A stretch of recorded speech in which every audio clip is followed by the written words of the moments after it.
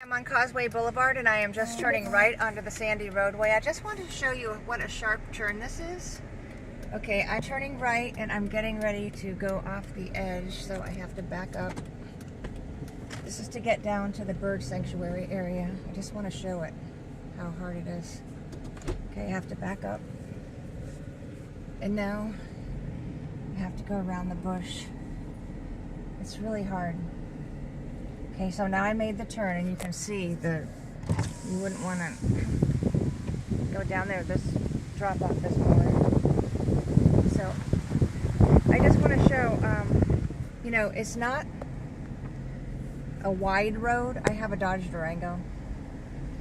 See the coastal tidal flat? Look at it. I just want to document it. See how low the tide is? Look at it. And this is, okay, right now, 12:36 p.m. Look at the low tide.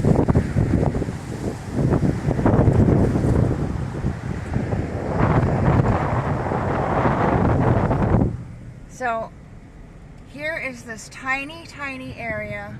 Do you see how small it is? And a club with 250 members is going to be completely monopolizing and utilizing this. Okay, I'm going to measure the distance from the mangrove growth to this mangrove growth. It's not far. But just look at this low tide, my goodness.